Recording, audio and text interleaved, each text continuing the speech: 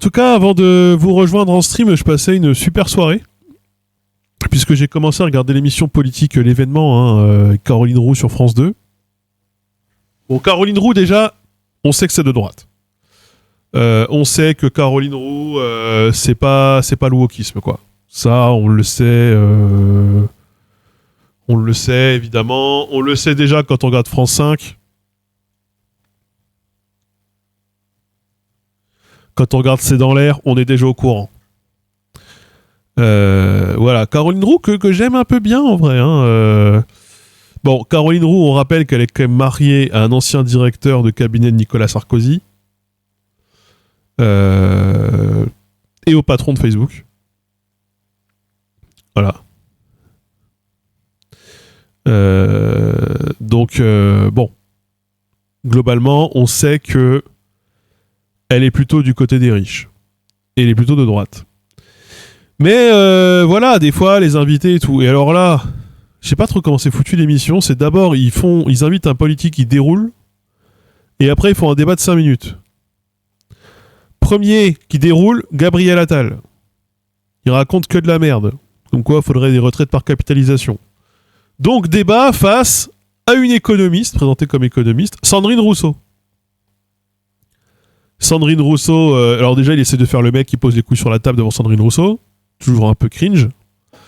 En mode, vous m'interrompez pas, je vous ai pas interrompu, il a fait que l'interrompre. En gros, globalement, on lui montre par A plus B qu'il est demeuré.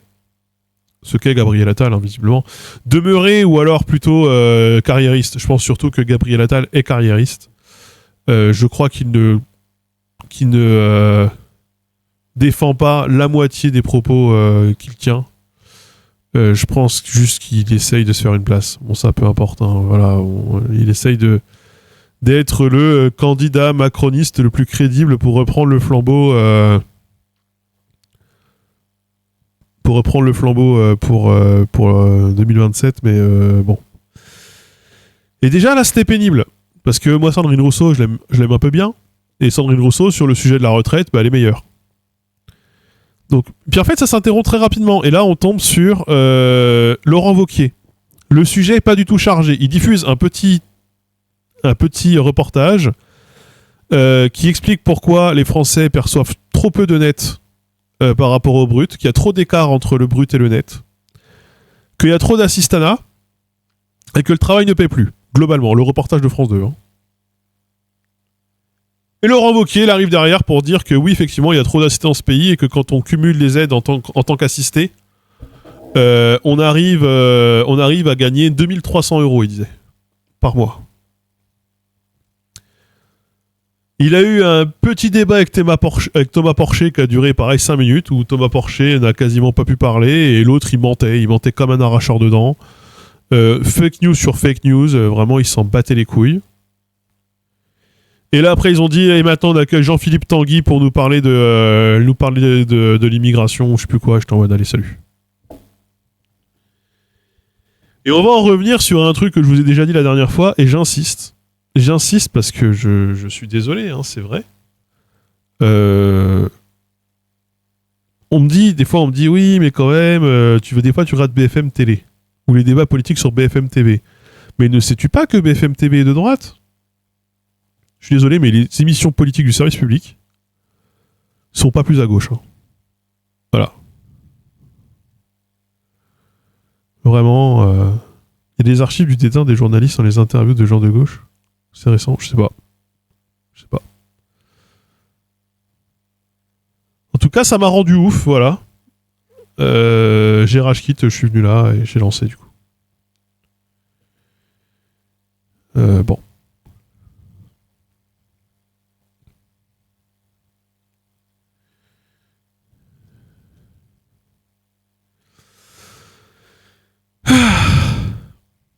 C'est pas gagné, C'est pas gagné.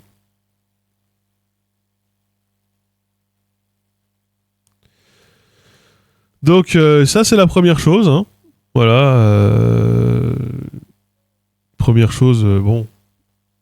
Vous en faites ce que vous voulez. Moi ça... Nos médias ils s'en battent les couilles maintenant.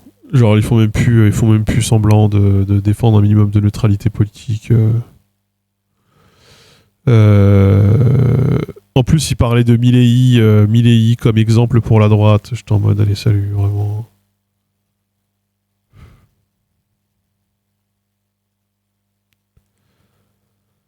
Donc ouais, moi ça me dépite un peu. Rien de tel que les larmes des fachos qui boycottent le roi Merlin. Ah oui. Alors que le roi Merlin, c'est la famille Mullier, hein, on rappelle. Hein. C'est pas pareil, c'est pas le wokisme. Hein.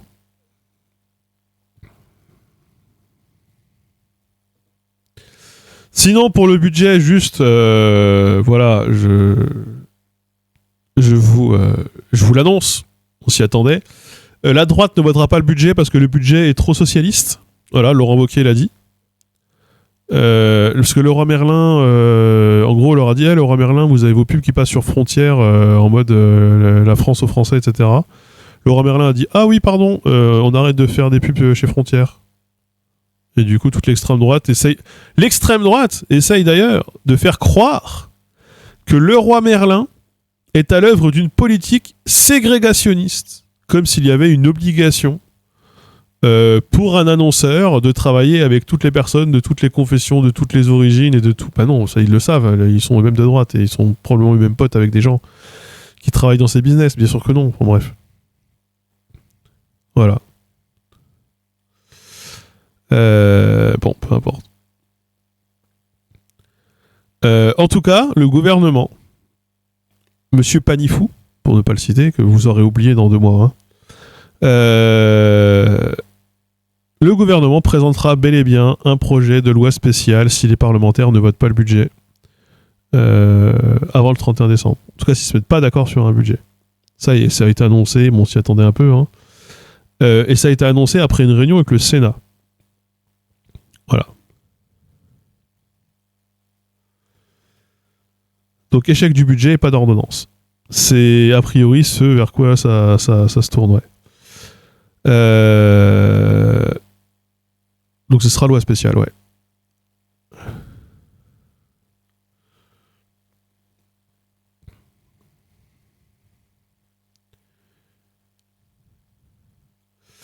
Donc, a priori, avec quoi, une reconduction du budget de l'année dernière ?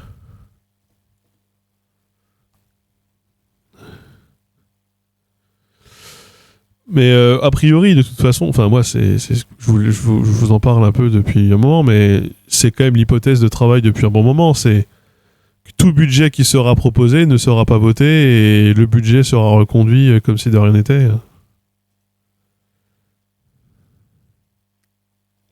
Ah.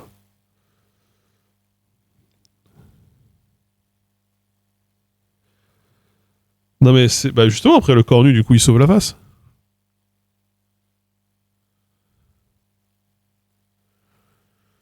C'est aussi une des raisons d'arrêter de dire. D'arrêter de faire ça comme sur les réseaux sociaux en mode ça y est, on a fait une grande victoire pour les Français. Et puis regardez, eux, ils ont trahi, ils ont voté tel truc, alors qu'en fait, à la fin, bah, de toute façon, tout ça va acheter la poubelle. Donc. Voilà. Si avec les débats sur le budget passé, vu qu'il n'y a aucune raison de rejeter le gouvernement, le cornu va juste durer sans rien faire comme Bayrou. Oui, je pense. Oui, je pense. Au moins jusqu'au municipal, ouais.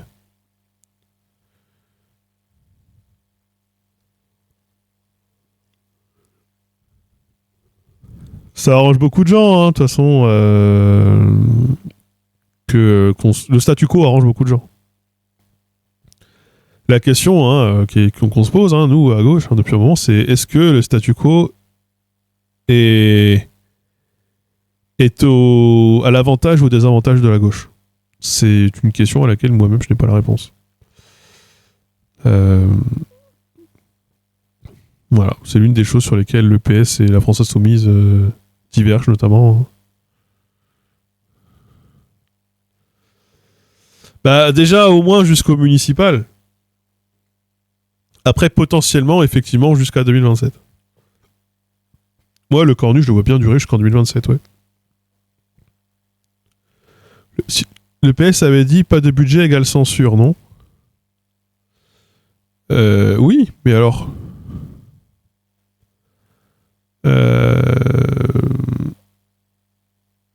dit non, enfin ils avaient dit oui, on censurera si on se met pas d'accord.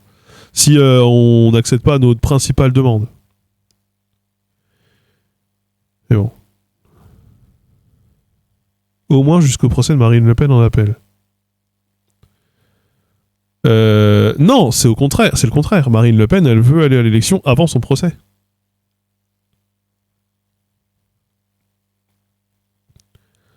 C'est surtout ça. Le plan de Marine Le Pen, c'est pour ça d'ailleurs tout le plan dissolution du RN aussi, il n'a pas bougé. C'est parce que Marine Le Pen comptait en tout cas, si jamais en cas de dissolution, se représenter pour forcer le Conseil constitutionnel à statuer sur son illégibilité. Et donc acculer en fait le Conseil constitutionnel et le forcer à statuer sur la question tout de suite, quoi. C'est pour, notamment, potentiellement créer une jurisprudence. Si le Conseil constitutionnel avait dit « nous ne sommes pas compétents pour traiter cette question », ce qui aurait pu être vraiment une réponse probable, réponse qui a déjà existé, par exemple, sur je sais plus quoi récemment, là, elle aurait dit bah regardez jurisprudence, etc.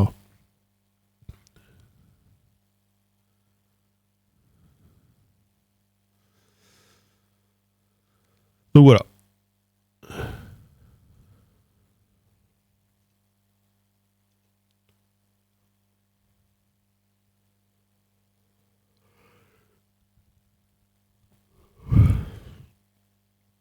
Tiens, je vous fais ma parenthèse. Est-ce que j'ai le papier ?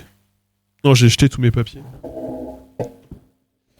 J'étais à la réunion publique de Fougères, de la gauche unie. Vous savez qu'à Fougères, la gauche fait l'union pour les municipales. Et j'étais du coup à la réunion pour la gauche unie. Enfin, c'est plus que la gauche. C'est la gauche et les associations et collectifs locaux. Bref, c'est vraiment une candidature très syncrétique. En mode démocratie participative à fond, transparence surtout, primaire citoyenne, etc. etc. Et c'est passé un truc un peu drôle. Du coup, j'y suis allé, moi, je l'avais dit ici, je suis allé pour... parce que du coup, il fallait choisir notamment la tête de liste. Il fallait choisir entre Elsa Lafaille, qui est du coup l'ancienne candidate NFP PCF, et Hélène Mocard, qui est l'ancienne candidate NUPES LFI. Puisque Hélène Mocard n'a pas eu l'investiture en 2024 par le NFP. Pour tout un tas de raisons que je n'évoquerai pas, bon bref, peu importe. Du coup, je suis allé. Alors, il se trouve que ça va rien changer de toute façon, parce que la gauche va pas gagner, et les deux seront au conseil, donc ça changera rien fondamentalement. Les deux sont déjà au conseil. Donc du coup, je suis allé voter, et le truc qui est très drôle, c'est que quand la salle a ouvert, normalement, il y a présentation des candidates, puis ensuite présentation du programme, discussion autour du programme, etc. Et les gens ont commencé à voter avant que les candidates se présentent. Et moi, du coup, je prends un bulletin, puis je dis, bah non, moi, je vais attendre d'abord que tout le monde se présente, qu'on discute un peu, pour faire genre, je me fais un avis. Alors que j'avais déjà mis le bulletin Hélène Mocard dans l'enveloppe 1. Et tout le monde a voté avant, visiblement. Et à un moment, ils disent, bon, on va peut-être pouvoir dépouiller, tout le monde a voté, non ? Et il y a quelqu'un qui fait, bah non, il y a un monsieur, il a pas voté. J'étais le seul à avoir attendu la fin des présentations pour aller voter. Du coup, je pensais, moi, la jouer fair, la jouer selon les règles. Visiblement, l'élection était déjà faite avant, quoi. De toute façon, l'élection était vraiment déjà faite avant. On a eu les résultats de l'élection. Du coup, ce n'est pas la France Insoumise qui représentera la ville de Fougères. Ce sera le Parti communiste. Et c'est 106 voix contre 120 sur 123. 106 voix contre 17. Je fais partie de 17 personnes qui ont voté France Insoumise. pour Hélène Moka. J'ai trop l'habitude d'être en minorité partout où je suis. Ça me termine. Donc du coup, Forêt, encore une fois, Fougères, ça changera rien, puisqu'on ce sera dans la gauche ne l'emportera pas, donc et ce sera dans l'opposition, donc bon, c'est pas comme si ça allait changer grand chose au fond. Ça ne change rien.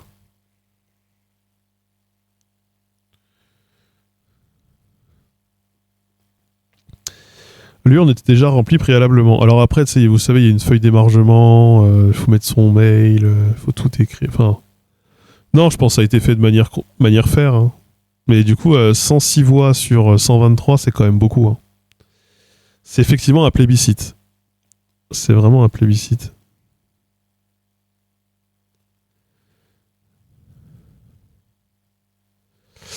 Bah en fait, moi je pensais... Moi, honnêtement, comme je connais pas la dynamique locale, je connais pas les militants locaux. En réalité, je les connais très peu. Et vu le nombre de cheveux gris qu'il y avait dans la salle, je pense qu'il y a un effet générationnel assez important.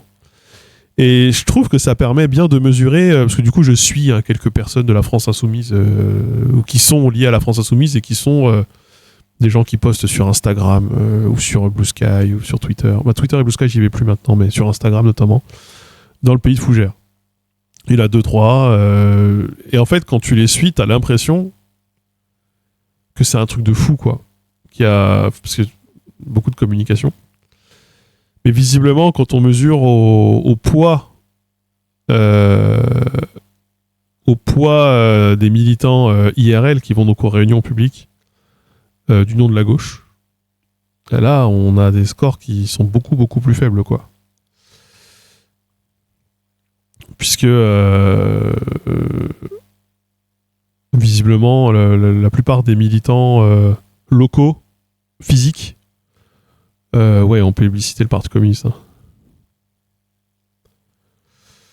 Alors comment on m'avait comme écrit, on m'avait envoyé un message en mode vas-y, viens à l'élection, ramène tous les potes que tu peux et allez voter Hélène Mocard. Et c'est comme ça que je suis allé d'ailleurs. Je savais même pas qu'il y avait réunion publique à ce moment-là. C'est pour ça que je suis allé. Pourquoi tu as voté pour la candidate LFI et pas PC alors que tu es très critique de la France Insoumise ? Je suis très critique de la direction nationale de la France Insoumise, oui. Mais je suis aussi très critique de la direction nationale du Parti communiste, cela dit. Hein. Peut-être même plus. Je vous entendais moins souvent parler du PCF parce que le PCF, on entend moins parler tout court. Mais moi, à la base, le PCF, je me suis fâché je me suis pas mal fâché avec le PCF à la base. C'est comme ça que je me suis retrouvé à GES, à la gauche éco-socialiste, qui fait partie de la France Insoumise. Donc, je suis critique de la France Insoumise tout simplement parce que c'est la première force politique en tant que communication, c'est sûr, même en tant que groupe parlementaire, même si ça se discute un peu, ça dépend comment on compte et on calcule. Et c'est celle qui fait le plus de bruit, évidemment. Et puis c'est celle dont je suis probablement le plus proche en termes d'idées. Donc forcément, on est surtout critique des choses qu'on connaît. Après, pourquoi j'ai choisi la candidate France Insoumise et pas la candidate du Parti communiste ? Parce que la candidate de France Insoumise, je la connais. Je la connais, la candidate de la France Insoumise ici. Et je connais je connais les quelques personnes... Alors, je les connais pas tous très bien, voire le plupart, je les connais pas très bien, mais parce qu'il y a aussi des gens qui ont déménagé, il y a des nouveaux, il y en a qui sont partis, il y en a des nouveaux. Moi, je m'entends très très bien avec l'ancien...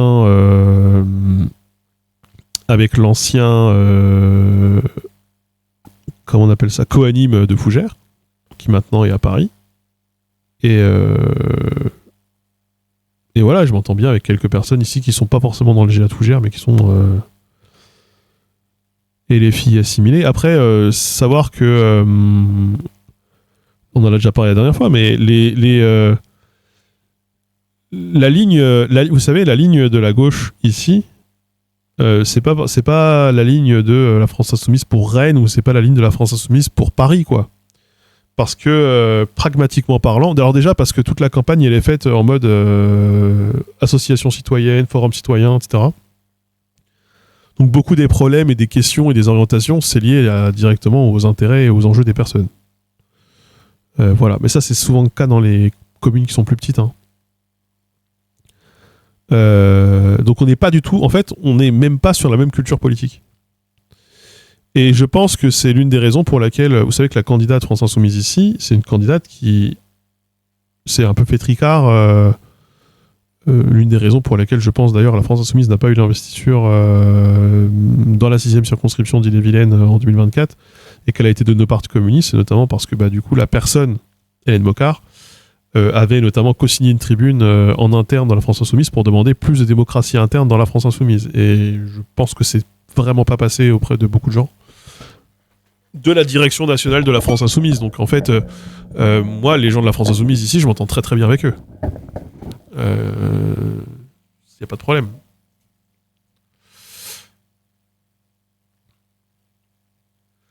Et moi, j'ai beaucoup d'admiration pour les militants de gauche dans les villes de droite. Parce qu'en fait, c'est des gens, ils vont au combat politique tout le temps, ils sont pas beaucoup, ils sont en galère, ils galèrent toujours à faire des listes, à avoir du monde. Et ils savent que jamais de la vie ils gagneront.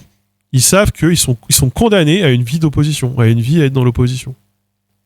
À ne jamais pouvoir faire peser leur voix, ou très peu, et à dédier quelque part leur vie et leur temps libre à un combat qu'il faut mener. Hein. Bien sûr, il faut le mener, mais qui est absolument ingrat. Et donc moi, j'ai beaucoup de respect pour ces gens-là. Hein.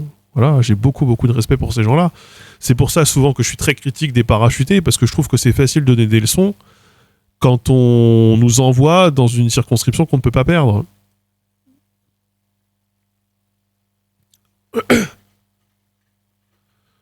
Donc voilà. Mais les enjeux locaux, ouais, c'est pas les mêmes que les enjeux nationaux, quoi. C'est évident. Faut bien le comprendre, ça.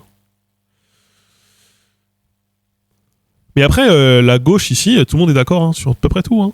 Il y a 2-3 petits points sur lesquels ils vont pouvoir varier, mais entre choisir Elsa Lafaille ou Hélène Bocard, on choisissait pas un programme différent. On choisissait une tête de gondole différente. On choisissait pas un programme différent. Le programme c'est le même. Le programme c'est le même et il est rédigé par les mêmes personnes et de la même façon. Donc ça ne change rien. Après c'est pas des questions qui vont vous intéresser. Hein, voilà. En fait, à la fois, localement, t'as énormément de pouvoir et en même temps, t'en as pas tant si jamais t'es dans l'opposition. Parce que vous savez que les municipales, il y a une question de prime majoritaire. Si vous avez le pouvoir à la mairie, vous avez vraiment le pouvoir sur beaucoup de choses. Après, ils ont mis l'accent sur quelque chose, et c'est très vrai, c'est qu'en fait, une partie des élus de Fougères siègent à Fougères Agglo. Donc, en fait, c'est aussi important. C'est pour ça, d'ailleurs, que des gens comme moi pouvaient être conviés à la réunion publique, alors que je n'habite pas à Fougères, que je ne vote pas à Fougères. C'est qu'en fait, une partie des élus de Fougères représente siège à Fougères Agglomération, dont ma commune fait partie. Et donc en fait, quelque part, moi, je soutiens indirectement les gens qui pourront représenter mes intérêts à Fougères Agglo. Parce qu'il y a les histoires d'agglo. Vous savez, maintenant, il y a 2 entités maintenant. Il y a Fougères et il y a Fougères Agglo. C'est 2 entités qui sont scindées. Et même totalement indépendantes, hermétiquement sur certains points. Les membres de mon bureau Génération avaient été suspendus pour avoir critiqué le choix d'un ancien macroniste imposé par Paris comme candidat au régional à cause d'une alliance CQLV, alors qu'eux avaient négocié une alliance LFI-PCF. Oui, enfin voilà, ce genre de choses, etc. Oui, les Comcom, ça a pris pas mal d'importance. Genre la gestion de l'eau. Fougères a décidé de garder la gestion de l'eau et de ne pas la transférer à la Comcom. Alors globalement, ce qu'on nous a dit, globalement, la ville gère les associations et la culture, là où l'agglo gère le soutien aux entreprises. Voilà. Par exemple. La ville, ils vont être plutôt côté commerce, l'agglo plutôt côté industrie. La gestion de l'eau, ça va être la ville. Mais la gestion des transports... alors pour la gestion des transports, à Fougères, elle est privée. J'ai appris ça. Ça va être autre chose. Enfin voilà, c'est... Ouais, par exemple, les ordures et la déchetterie, c'est la Comcom ici. Mais l'eau, c'est la ville. Donc il y a c'est tout en doublon, etc. C'est un peu galère à comprendre. Il y a des trucs que je comprends pas. Bon voilà. Mais donc voilà. Après moi je suis pas resté longtemps. Je suis resté peut-être 1h30, 2 heures quand même à la réunion. Après ça tourne en rond. Enfin c'est toujours un peu le problème. Vous avez 5 personnes qui prennent la parole. Ces 5 personnes-là occupent 80% du temps de parole. Moi, c'est toujours un peu ce qui me fatigue dans ce genre de réunion, c'est on va focaliser sur faut-il orthographier tel mot avec un C majuscule ou un C minuscule, ou faut-il l'utiliser au singulier ou au pluriel et machin. Et bon, moi, c'est des trucs où je suis un peu en mode bon, moi, je suis pas venu là pour baiser le dictionnaire, donc on s'en fout, c'est pas très important. Ce qui m'intéresse, c'est plus l'essentiel. Et de toute façon, moi, j'étais là, donc juste pour écouter, j'étais pas là pour proposer quoi que ce soit. Mais c'est toujours le truc où ça me fatigue un peu, et des fois mon attention, c'est toujours de garder mon attention très aiguisée. Très très aiguisée. Après, il y a toujours 2-3 propos qui sont toujours des dingueries, on entend toujours 2-3 dingueries, c'est toujours fait toujours un peu rire, toujours un peu drôle, j'aime bien moi toujours. Parce que c'est ça aussi le militantisme local. C'est ça aussi les réunions publiques locales. Vous entendez des dingueries. Et mais vous faites avec. On vire pas les gens parce qu'ils disent une dinguerie. Sinon, on finit à 3 dans la pièce. Donc du coup, on fait preuve de pédagogie. Les gens ne disent pas forcément des dingueries parce qu'ils en ont conscience. Hein. Souvent même pas. Souvent parce qu'ils ont un peu... ils se rendent pas compte du périmètre ou des implications de ce qu'ils évoquent. La dernière réunion publique municipale où je suis allé, il y avait un mec full hors sujet qui ramenait tout à l'entretien des routes communales. Surtout le sien. Ouais. Bah là, par exemple, une bonne partie des choses qui sont évoquées, genre il faut mettre l'accent sur l'aller vers. Donc l'aller et le vers, genre vers quelque chose. Ouais, ils font des formules comme ça, un peu à la hors du contrevent là, comment il s'appelle, un peu à la Damasio quand il fait ses slams là. Je crois que c'est un peu frire, ça me fait sourire. Bon. Mais apparemment il y a beaucoup de commerçants. Dans la réunion publique, apparemment il y a pas mal de... Enfin dans les gens qui sont en activité, il y a beaucoup de commerçants, donc ça parlait beaucoup de commerce. Ça va être un des enjeux de la gauche à Fougères, pour que la gauche à Fougères elle ait un programme attirant qui mobilise ses militants, faut qu'elle parle de commerce. Bonsoir. Bah là, hier, il y avait un propos où moi, j'ai pareil. Bon, après, ça a été repris, d'autres gens ont parlé. Quelqu'un qui disait, en gros, il y a des gens qui disaient, ce serait bien quand même de relocaliser une partie de l'industrie à Fougères. J'ai appris un truc intéressant. Fougères est l'une des villes de Bretagne où le taux de chômage est le plus bas. Et la Bretagne est l'une des régions de France, et la région de France où le taux de chômage est le plus bas, apparemment. Et à Fougères, en gros, on a un taux de chômage très bas pour la Bretagne, mais on a aussi parmi les salaires les plus bas de Bretagne. Donc en fait, on a plein de travailleurs pauvres. On en a beaucoup. Et donc ça, j'ai appris ça. C'est drôle. Donc ça parlait de diversifier le tissu urbain et industriel, blablabla. Il y a quelqu'un qui a dit en gros, ouais mais bon, j'ai regardé, Fougères, je crois qu'on est à 9 tonnes de équivalent CO2 en moyen par habitant, alors que la moyenne nationale elle est à 6,5. Donc ce serait bien, pour qu'on rentre dans notre programme écologique, de réduire le poids carbone des citoyens. Donc il ne faut pas relocaliser l'industrie, parce que l'industrie ça fait du carbone. Là, il y a un vieux qui a digressé en expliquant que ouais, mais si on doit faire moins de carbone, faire moins de vaches, et qu'il voulait pas moins de vaches. Alors bon, les vaches, c'est pas du carbone, c'est du méthane, donc peu importe. Et donc, bah, il y a des gens qui ont expliqué, bah oui, mais en fait, l'une des raisons pour laquelle l'équivalent CO2 des habitants de Fougères est plus important que, par exemple, d'une commune limitrophe de Rennes, c'est qu'en fait, il n'y a pas de transport en commun. Il n'y a pas de transport en commun, donc forcément, les gens à Fougères sont énormément dépendants de la voiture, ce qui fait grimper très fortement leur bilan carbone, quoi. Ouais. L'aller vers, c'est une notion de santé publique, c'est vraiment utilisé à tort et à travers. Ah ouais, moi j'ai pas trop bien compris ce qu'il cherchait à expliquer avec l'aller vers, j'avoue, j'ai pas très bien compris. Après, bon, moi, le programme, il était très bien. Hein. Le programme, moi, si la gauche, elle gagne et qu'ils mettent en place tout ce qu'ils ont dit qu'ils mettraient, je serais très content. Donc, le programme est très bien. Moi, j'ai rien à redire là-dessus. Mais ça me fait toujours rire, c'est plus le truc... c'est juste surtout cette ambiance, réunion publique. Ça m'a beaucoup fait réfléchir parce que c'est quand même souvent les mêmes qui prennent la parole. Et je me demandais à quel point ce serait pas une bonne chose, je sais pas, d'avoir de la discussion par papier, d'avoir des sujets... Enfin, moi, vous savez, par exemple, j'ose pas parler, moi. Dans des réunions publiques où il y a 100 personnes, pour certains, ils se connaissent déjà, ils ont tous un certain âge en plus, ils sont là depuis longtemps. Moi, je me dis, mais qui suis-je pour prendre la parole? Et du coup, je ne parle pas. Moi, je parle pas dans ces moments-là. Et on me dit, mais c'est dommage, pourquoi t'as pas parlé? Et en fait, s'il y a une raison pour laquelle, en fait, le temps de parole est... 80% du temps de parole est occupé par 20% de la salle, quoi. Je vous fais un petit Pareto, là. Je pense que le fait que Fougères n'a aucune connexion au rail, t'es obligé de faire full bagnole ou autocar, donc le niveau carbone est un poil biaisé. Bah voilà, c'est ce que ça a été répété à plusieurs reprises, et effectivement, bah oui. Bah oui, et d'ailleurs, l'un des fers de lance et l'un des trucs les plus importants dans cette réunion, c'est de révoquer le fait de faire venir le train, par exemple. Et voilà, donc on espère que Fougères passera à gauche, qui n'arrivera pas.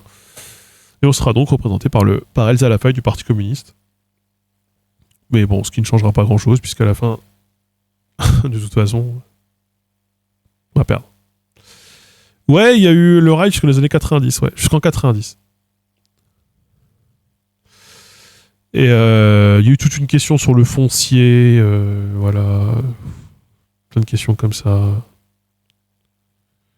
C'est plutôt la région qui aurait le plus de compétences sur le train. Alors, sur cet enjeu précisément, c'est ce que va dire la mairie actuellement. La mairie actuellement dit « Oui, mais nous, le train, c'est pas nous. On ne peut pas se prononcer, on ne peut pas faire de quoi que ce soit en rapport, puisque c'est pas nous. » La vérité, et là j'étais d'accord avec les échanges de toutes les personnes présentes sur cette question-là, la vérité, c'est que au bout d'un moment, pour que ça se fasse, il faut qu'il y ait des moteurs et il faut que les communes elles se mobilisent pour notamment faire la feuille de route, les études de faisabilité, etc. Souvent, c'est à l'initiative des communes, les communes qui veulent faire venir le train sur leur territoire.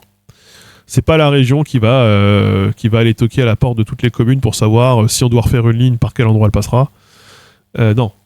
C'est les villes qui doivent se positionner très tôt et qui doivent faire un vrai travail d'études en fait, et de pédagogie pour pouvoir obtenir la gare que la ville d'à côté n'aura pas, globalement.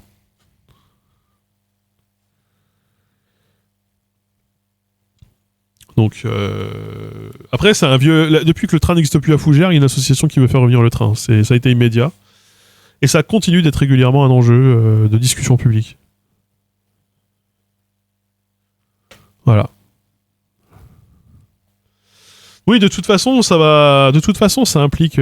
Ça implique et c'est important.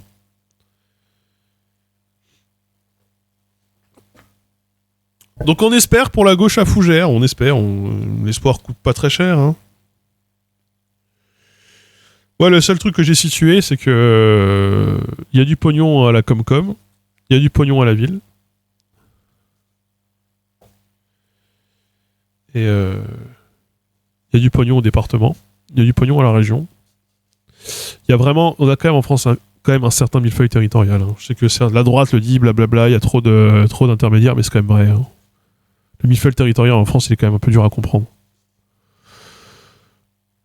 Et ils veulent faire, après, le grand truc des programmes, et c'est vrai, il y en a besoin, c'est de faire des tiers-lieux et des fêtes populaires. Tiers-lieux, fêtes populaires, tiers-lieux, fêtes populaires.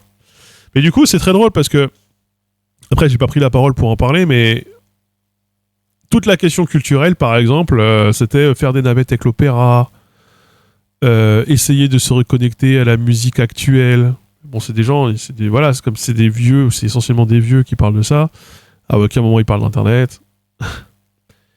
À aucun moment ils parlent ils savent exactement, ils naviguent un peu à vue. Ils sont bien intentionnés, hein, c'est pas la question, mais on a globalement là où je veux en venir, c'est que comme les réunions publiques politiques, c'est aussi un truc de gens qui ont du temps. Et qu'on est dans une ville qui vieillit, bah forcément, les enjeux et les principales préoccupations sont celles de la génération qui est présentée. Voilà. C'est normal. Hein. C'est pas un mal, hein, c'est... Il y a un biais statistique, quoi.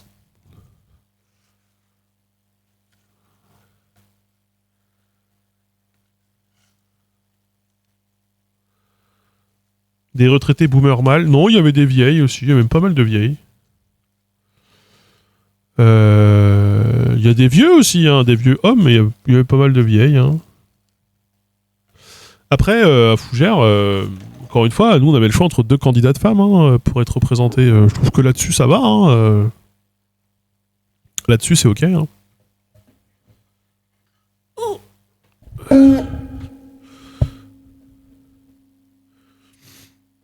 Après, dans les prises de parole, ça a peut-être effectivement surtout été des hommes. Il y en avait, quand ils prenaient le micro, ils le rendent plus, quoi. Puis ils font des digressions qui n'ont rien à voir. Ça, c'est les vieux de manière générale. Pareil, les réunions politiques où je suis allé plusieurs fois, ils prennent 5 minutes pour te parler de trucs qui n'ont rien à voir. Là, ça allait hier. Ça allait. Mais ça m'est arrivé à plusieurs endroits. Hein. Mais bah, l'UMA, la fête de l'UMA, les tunnels qui te collent des fois les vieux. Oh, ils kidnappent les conversations. T'as déjà été à des réunions politiques plus nationales ou régionales Oui, local à Rennes, quoi. Je suis déjà allé. Enfin, local à Rennes. Genre des conférences de presse, débats de députés. Je fais ça à Rennes. Après, je suis déjà allé aussi en congrès de GES. Congrès national de GES. Enfin, je sais pas si on appelle ça un congrès, mais... Ouais. Ouais, ça, j'y suis allé. J'ai pas pris la parole. Je me sens pas vraiment légitime pour prendre la parole dans ce genre d'organisation. Et en plus, je considère que j'ai l'occasion de prendre la parole publiquement et d'être écouté publiquement. Je vais pas en plus... Enfin, ça suffit, c'est déjà bien, quoi. J'ai déjà cette chance. Une dicterie, c'est quand même pas mal mieux. Ça dépend pour qui. Punk linguiste. Est-ce qu'on se connaît, punk linguiste? Ou punk linguiste? Il y avait plein de femmes, mais elles ne voulaient pas être sur la liste. C'était la guerre des dernières places. Tout le monde voulait être en place inéligible. Il y a ce problème aussi. D'ailleurs, ça a été rappelé hier, il y a 2000 maires qui ont démissionné au cours de la précédente mandature en France. On a un problème d'évocation, paraît-il. En même temps, moi, j'ai pas le temps d'être maire, par exemple. Hein. Genre, en fait, pour être maire, pour le coup, c'est un travail. C'est un vrai travail d'être maire. On s'est vu pour la toute première dicterie.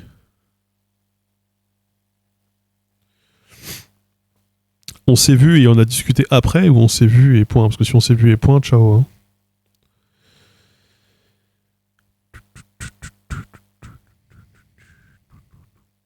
C'est pas assez rémunérateur pour ne faire que ça. Bah c'est ça, c'est pas assez rémunérateur et c'est particulièrement chronophage. Donc ouais.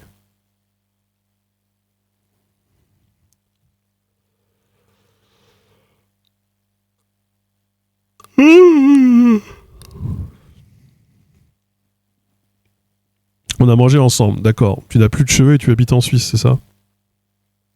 Quel cas, je vois très bien. Enfin, dans ma tête, t'as plus de cheveux. Hein. Voilà. Je remets très bien. J'identifie.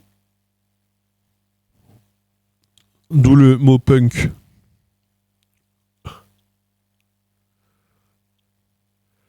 Ah bah là, hier, on n'a même pas parlé de politique linguistique. On n'en est même pas là. Hein. La classification selon mon thé. Bah, à bout d'un moment... Mais oui, je me souviens, moi, j'ai pris un coq au vin. Je me souviens, j'ai pris un coq au vin. Tout à fait. L'histoire du distributeur, vous pouvez pas retirer de l'argent, blablabla et tout. Je me souviens. Un peu, quand même. Hein.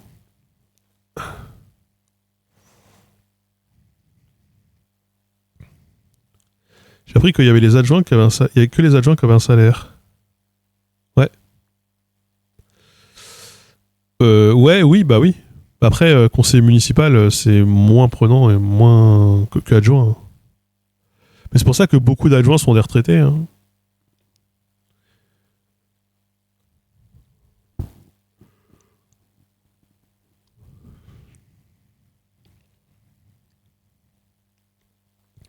Donc, ouais, bref, en tout cas bah, pour la gauche à Fougères, bon, à mon avis, on va pas se leurrer. Hein.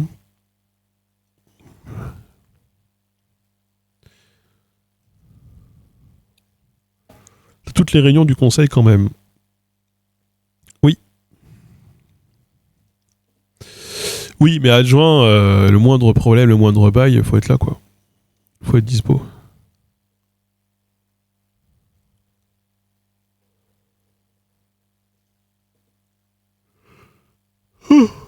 Du coup, vous êtes habitué au nouveau micro, hein, on dirait. Parce qu'a priori, hein, je vais le garder, hein, parce que bon, bah, du coup, l'autre micro ne fonctionnant plus.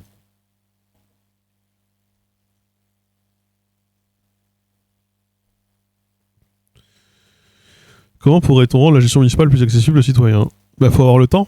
C'est une question de temps, en fait. C'est pour ça que c'est terrible ce que je vais dire, mais les questions de démocratie participative, moi je suis pour, mais avoir une démocratie 100% représentative, une démocratie pas représentative, putain, horizontale là. C'est un truc de gens qui ont du temps. Faut avoir le temps de fou. Et il faut avoir, mais c'est comme dans l'associatif, hein, il faut avoir le temps et le temps à perdre. Une démocratie directe, merci. Le temps à perdre, bah, c'est aussi des fois, effectivement, c'est plus efficace quand tu décides de tout seul, quoi, c'est sûr. Donc c'est un chiant de discuter avec des gens. Ça dépend par quel bout tu prends le truc. Moi, je vois bien, là, par exemple, pour un compteur, le fait qu'il faut que je fasse un mail pour la réunion, machin. Si je gérais tout seul, ça me ferait moins de charge mentale, hein, tu vois. Bon, ce serait peut-être plus efficace, tu vois.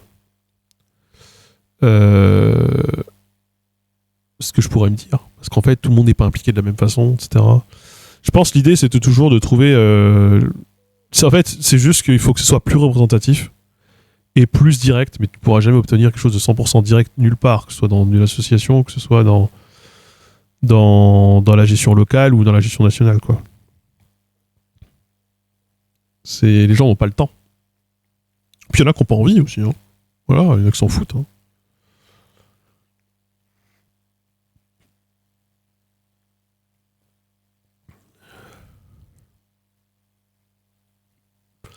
Donc moi, je pense que c'est surtout une question de... Ouais, c'est une question de temps, c'est une question d'implication. C'est aussi difficile de rentrer dans un groupe dans lequel il y a déjà une dynamique sociale en place. Ça aussi, c'est un phénomène social bête. C'est difficile. Parce qu'en fait, la question de la sociabilisation, la question du contact humain, la question de est-ce que vous connaissez quelqu'un, est-ce que vous connaissez plusieurs personnes, est-ce que vous leur avez déjà parlé dans un groupe, c'est parfois peut-être le plus important et le plus structurant. Il n'y a que les extravertis pour aller pousser des portes et aller parler à des gens qui ne connaissent pas en arrivant en terre inconnue. Moi, j'ai jamais fait ça, je peux pas faire ça, je me sens pas à l'aise. Pour ça qu'on vit dans un monde d'extravertis d'ailleurs.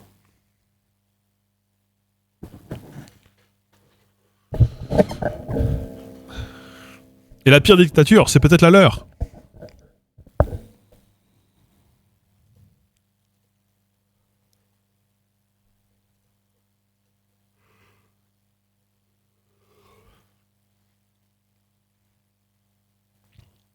Il y a peu de parents isolés, par exemple. Il y a peu de jeunes aussi, hein. Il y a peu de gens dans la vie active. Plus jeunes, ouais. C'est pas parce qu'on est extraverti que le monde nous appartient. Bah, rentre dans la réunion, prends la chaise du fond. C'est précisément ce que j'ai fait.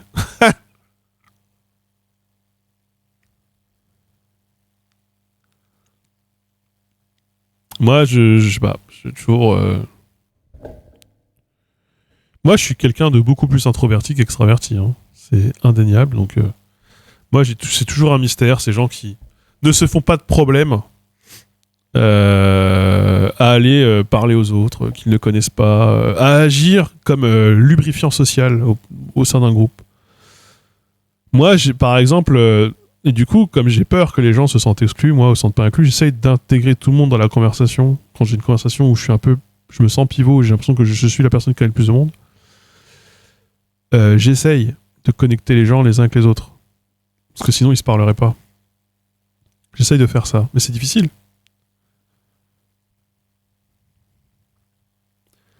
Si tu changes le travail pour donner du temps libre, la démocratie directe ne semble pas possible. Comme au Chiapas, c'est pas la même échelle, certes, mais après plus de 20 ans, ils s'en sortent assez bien. Bah, c'est pas la même échelle, oui, puis c'est pas le même mode de vie, c'est pas le même mode de plein de choses. Mais oui. La socialisation, c'est pas évident pour ma part, je suis assez renfermé sur moi-même, et en plus, je ne suis pas chez moi 8-10 mois par an. Ah oui. Ouais. Ça, c'est de la timidité, sociabilité, extroversion, introversion, c'est autre chose.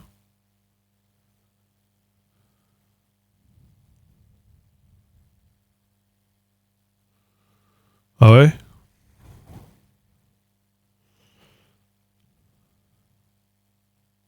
C'est si différent que ça?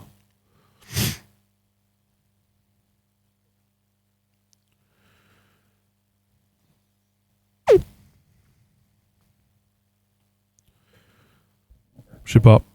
Je sais pas si je suis timide, hein.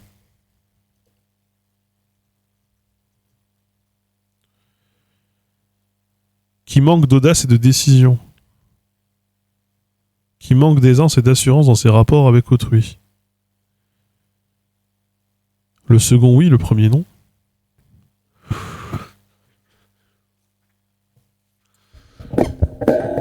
J'ai été beaucoup timide quand j'étais jeune, parce que j'avais pas confiance en moi. J'étais très très timide. Et introverti, 100% je le suis. Hein. Je suis pas timide.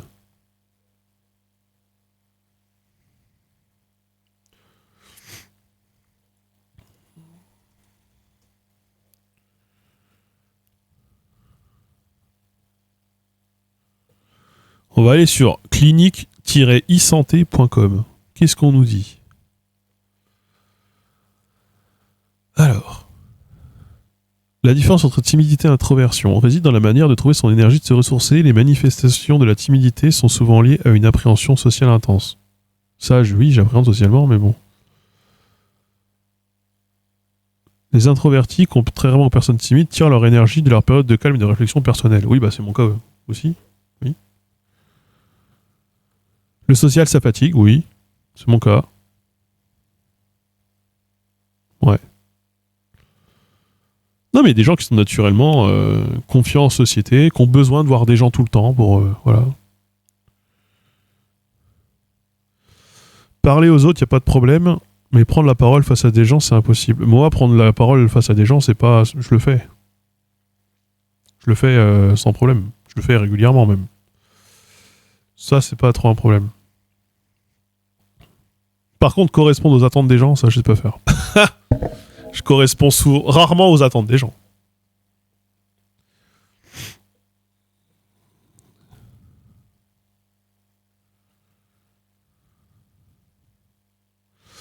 Les codes sociaux, ouais. Bah, par exemple, je me suis fait mal regarder hier. Ça devait être lié au fait que j'étais habillé comme ça. Parce que, bon, c'est un pull plaid, quoi.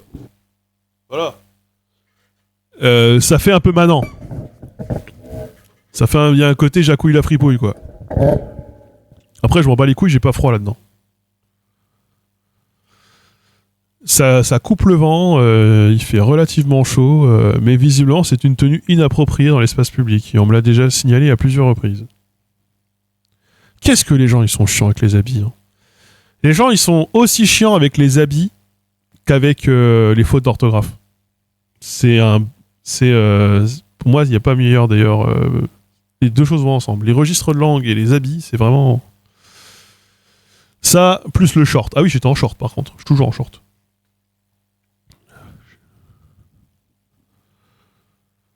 J'aime pas les autres, il me faut longtemps avant de sympathiser à quelqu'un. Oui, bah moi aussi.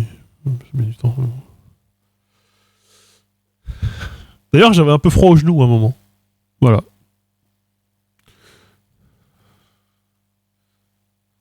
Bon, des bottes en caoutchouc, personne va te faire chier. Faut des bottes de ville. Ah oui, non, moi j'ai même pas de bottes, moi. Ah oui, non, alors là, trop de distinction. Hein. Trop de distinction. J'ai même pas de bottes, moi. C'est vous dire. Hein. Moi, je suis vraiment souvent habillé comme un clodo. Enfin, les gens pensent que je suis habillé comme un clodo. Moi, j'ai pas l'impression d'être habillé comme un clodo. J'ai l'impression d'être habillé normalement. Hein. Enfin, à l'aise, quoi. Je m'habille confortablement. Et le principal critère d'habillement devrait être un critère de confort. Et je sais que si je suis habillé comme ça, je pourrais jamais être ministre ou député. C'est l'une des raisons pour lesquelles je pourrais pas être ministre ou député. Ça rentre parmi toutes les raisons. Voilà.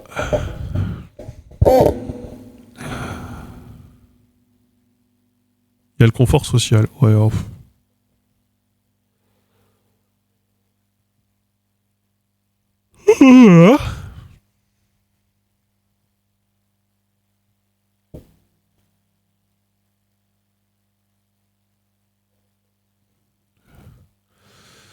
Je viens du stream de Mr. Fox qui parle de sa crise d'épilepsie. C'est un stream d'utilité publique. Je recommande à tout le monde d'en regarder le replay.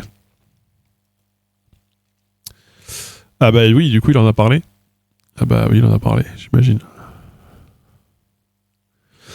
Parce que pour ceux qui n'ont pas suivi, je pense que la plupart des gens qui étaient là, j'étais hier sur le stream de Mr. Fox. Il parlait YouTube, doublage, etc.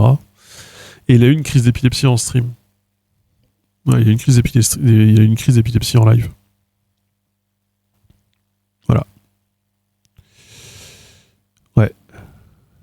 C'était très impressionnant.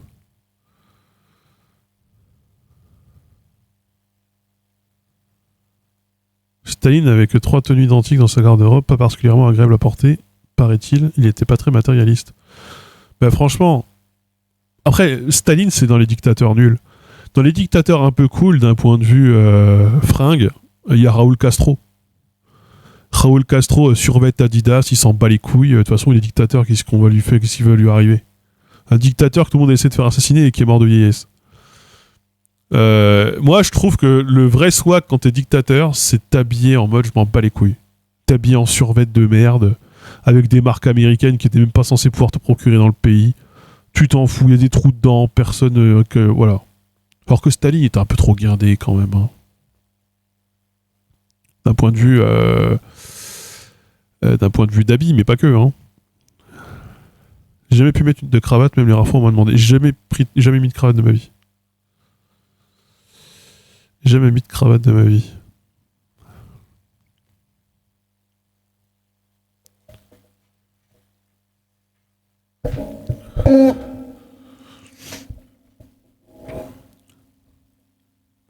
Donc moi, si j'étais dictateur, je m'habillerais comme ça. Hein. Je me ferais pas chier à l'Elysée pour faire des conférences de presse. Hein. Je les ferais depuis ma chambre.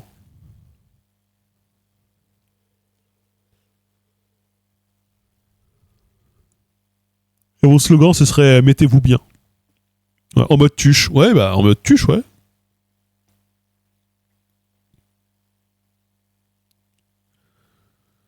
J'étais en uniforme au lycée, costard cravate, un vrai enfer.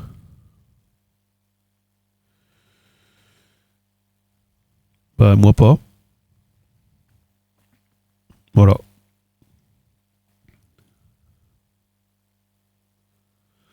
Au lycée, j'étais jean et t-shirt de métal. Mais c'était une période de transition. Parce qu'au collège, les trucs de la hype, c'était d'avoir des jeans taille basse ou des jeans larges. Et j'aimais bien les jeans larges. Ça serrait moins quand même. J'aimais bien avoir de la place dans mes habits. Donc c'était une période de transition vers j'ai arrêté les jeans et j'ai commencé à porter des shorts. Déjà parce que ça me saoulait, voilà, je voulais de la place dans mes habits. Et puis après, petit à petit, j'ai arrêté de porter des t-shirts noirs de métal et j'ai porté des t-shirts de couleur. Après, il y avait ce truc de au lycée, je voulais surtout pas me faire remarquer. Au lycée, je voulais être le plus discret possible. Et jean, t-shirt noir, quand t'avais mon âge, à cette époque-là, au lycée, c'était le plus passe-partout, quoi. Et puis après, j'ai commencé à m'en battre les couilles. J'ai commencé à en avoir marre. Un peu en mode, comment vous le dire, un peu en bonne burn-out de ce que les gens pensent de moi. Je sais pas si c'est très clair. Et je me suis dit, allez, nique sa mère.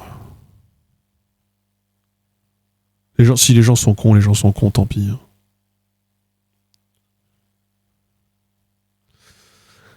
J'ai mis des tenues très bien sapées, mais j'ai jamais mis de pas de cravate. Pourtant, j'ai passé quelques réunions avec des dirigeants de très grosses boîtes, des concerts plutôt prestigieux. Bah moi, même les colloques universitaires, j'y vais comme ça maintenant. Donc bon.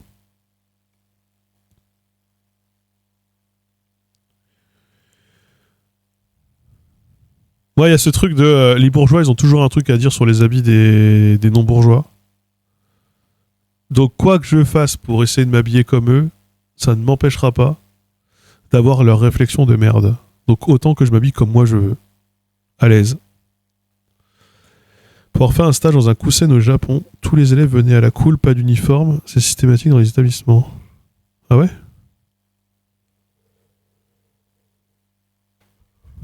J'ai encore eu une réflexion de quelqu'un de ma famille il y a pas longtemps parce que j'étais habillé avec un pull plaid. Il m'a dit bah qu'est-ce qu'il y a, t'es malade? Je dis non. Et qu'est-ce qu'il y a, il pleut là, pourquoi t'as ta capuche? Je sais parce que j'aime bien avoir ma capuche. Il n'y a pas besoin d'avoir une raison à tout. Genre, et je suis en mode mais oh, vraiment la vision quoi. Laisse-moi tranquille. Hein. Vraiment. Mais ça, je crois que je l'ai raconté, mais j'ai le problème quand je suis allé dans la famille de ma femme à Noël. Je me suis fait embrigader par une de ses tantes parce que je portais une capuche. Visiblement, c'est interdit les capuches. Ouais, il y a un problème avec les cheveux couverts. Alors que je l'ai répété plein de fois ici, mais à l'époque de ma grand-mère, il fallait sortir les cheveux couverts. Tous les hommes avaient un chapeau et toutes les femmes se couvraient les cheveux. Et aujourd'hui, c'est une psychose inversée.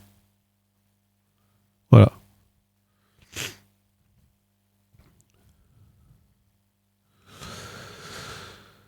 Donc bon.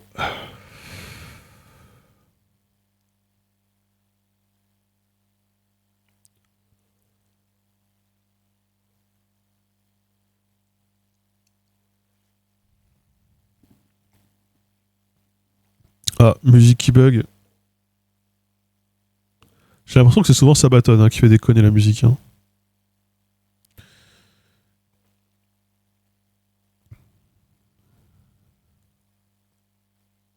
Bonjour Monsieur Bidouille. Monsieur Bidouille. Monsieur Bidouille. Tu m'accompagnes en ce moment toutes mes nuits. Je vais pas te mentir, enfin là j'ai quasiment fini, là je suis en train de vraiment retomber sur les vidéos d'il y a 8 ans, donc ça commence à être un peu raide, je vais pas te mentir. Mais Monsieur Bidouille, du coup tout le meuble que je suis en train de peindre et que je suis en train d'assembler sera à jamais dans ma mémoire associé à toi. À qui tu es. Parce que j'ai tellement... comme j'ai re-regardé toute ta chaîne, enfin je suis en train de finir là, toute ta chaîne, en faisant la peinture de mon meuble, chaque fois que je râle le meuble, je me dis, mais c'est Monsieur Bidouille.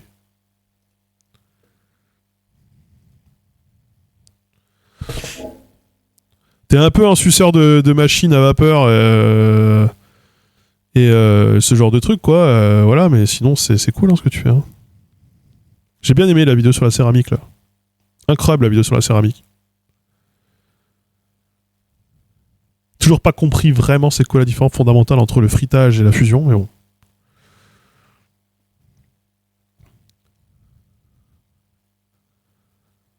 Ah mais bien sûr, bah après oui, parce que là, tes anciennes vidéos... Là, je suis en train de me les retaper, donc forcément...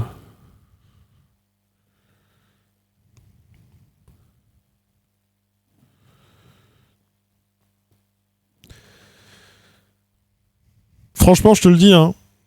Je te le dis, voilà, je te le dis. Hein, ah non, il faut pas, moi, je peux pas regarder mes anciennes vidéos. Mais si à Fougères, on arrive à avoir une enveloppe là de la ville pour mettre en avant le patrimoine industriel, parce qu'ils en avaient déjà parlé, t'es la première personne sur la liste. Hein. Petit Fab Lab. Mais j'ai découvert, parce que du coup, j'avais jamais vu cette vidéo, parce que je m'en battais les couilles des Fab Labs, donc je n'avais jamais regardé la vidéo de Monsieur Bidouille sur les Fab Labs. Et j'ai un pote qui m'a emmené au Fab Lab de Menrock, où on a fait ça là. Attendez.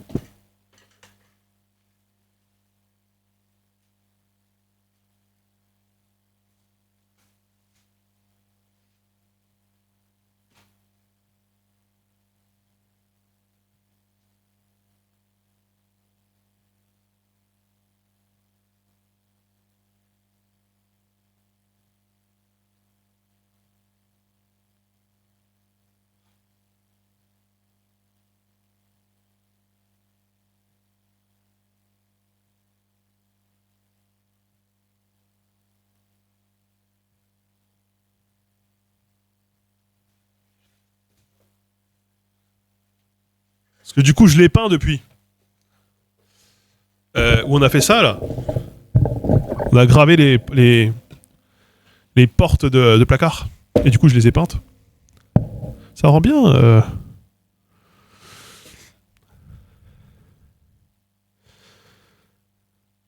Donc ouais.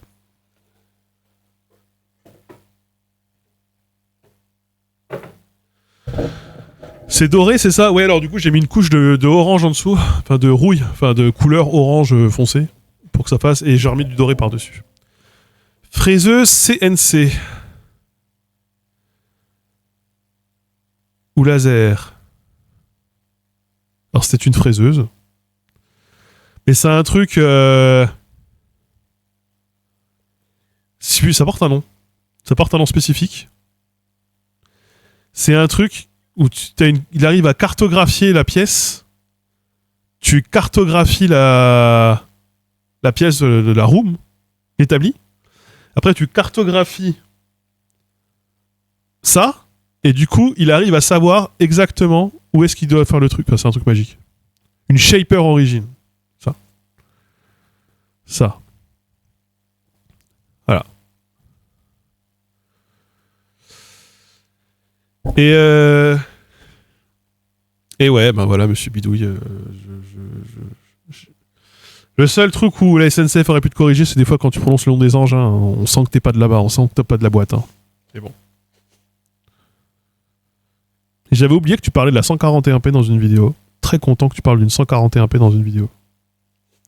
Même si je préfère la 241p, bien sûr. C'est une vapeur, une machine à vapeur.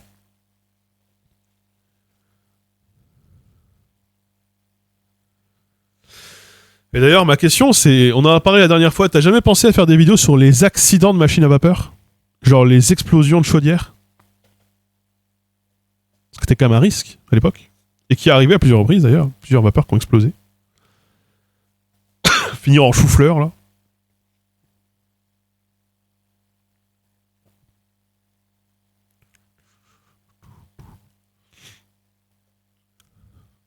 Peut-être que le sujet n'est pas si intéressant.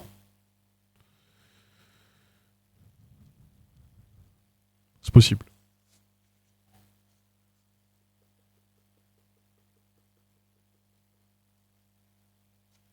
Ouais, à cause de la pression, ouais.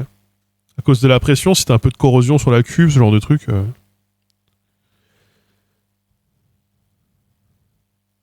T'arrives pas à les financer. Même pas avec un NordVPN, une connerie.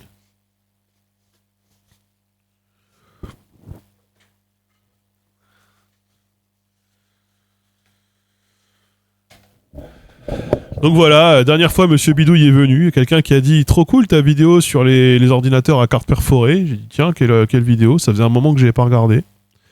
Et du coup, j'ai rattrapé le retard et puis je me suis refait le train dans l'autre sens. Allez hop, vas-y, on regarde tout.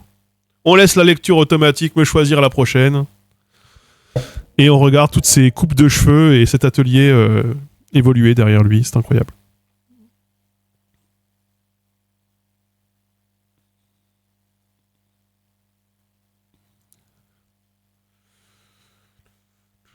Faut dire que j'avais oublié pas mal de choses. Hein.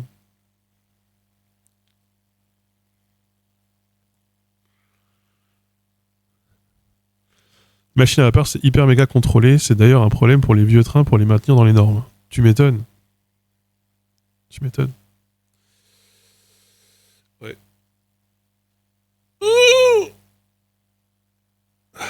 Mais du coup, Fab Lab, ouais, je connaissais pas les Fab Lab, du coup j'ai découvert ça. Et en vrai c'est stylé, non? Ça rend bien, hein? En plus ça brille et tout. Ça me permet de voir si ça va bien rendre à l'image. Si ça rendra bien dans une vidéo ou pas. Je suis en train de voir comment la lumière elle réfléchit. C'est pas mal.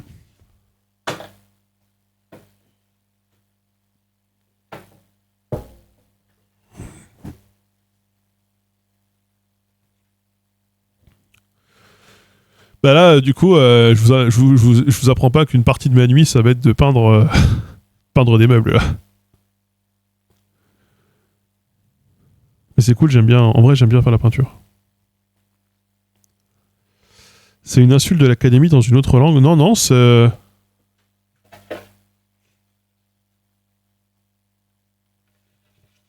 Ça, c'est. Ici, sont stockés, ou ici, on stocke, les œuvres du passé. C'est littéralement. Ce sera le tiroir des disques durs. Voilà. On se pose la question avec ma conjointe pour un vieux buffer. Un vieux buffet.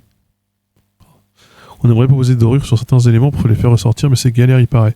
À la feuille d'or, c'est galère. Mais après, moi, j'ai fait ça à la peinture dorée. À la peinture à la feuille d'or. Enfin, c'est de la peinture à la poudre d'or. Ouais. En quelle langue? Dans celle-là. Dans celle-ci. Celle-là.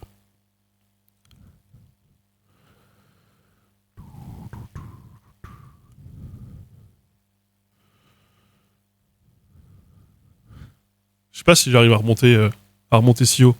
Ou dans celle-là. J'en ai là aussi. J'en ai sur les épaules aussi.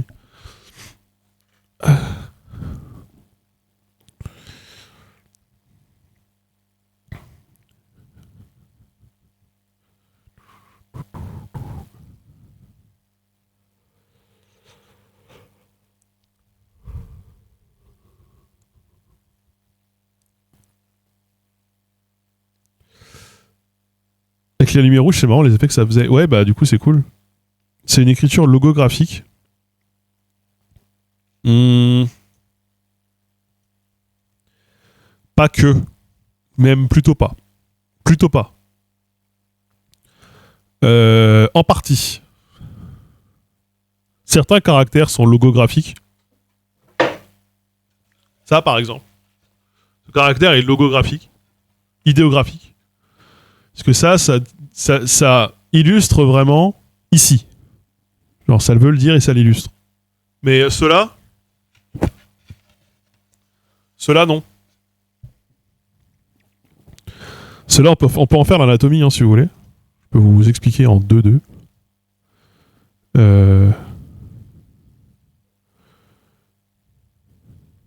Je vais quand même prendre mon... C'est où?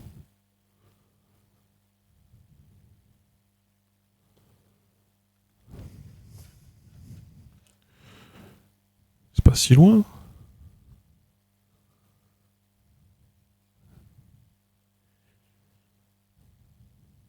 Ah, c'est là.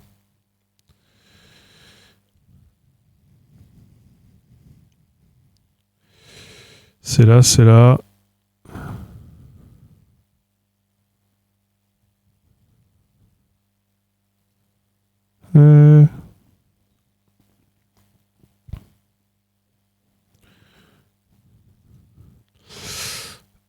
Un pictogramme, non, c'est des. Après, là, c'est de l'alpha-syllabaire. C'est des syllabes en fait. C'est tout à fait des syllabes. Ça fait penser aux chinois. Oui, j'imagine. Du coup là, ça c'est sûr. Ça c'est un triangle. Ça désigne le toit. À la base c'est sur le caractère qui désigne le toit. Mais avec là ça fait la voyelle. Donc en fait c'est voilà. Ça doit être basé sur quoi? Sur le. C'est basé sur quoi celui-là?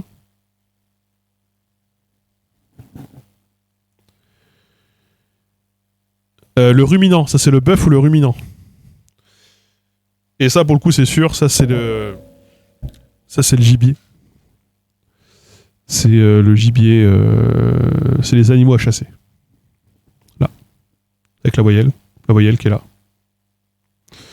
Et là la voyelle elle est là. Là. Là. Phonogramme, ouais. Gemini. D'après l'analyse visuelle de l'image, il ne s'agit pas d'un alphabet unique et cohérent, comme l'alphabet latin, le tifinaghe ou le cyrillique, mais plutôt un assemblage stylisé de caractères principalement japonais, mélangés à des formes géométriques et grecques. Non. Le livre de cette langue va sortir un jour. Le livre, c'est-à-dire?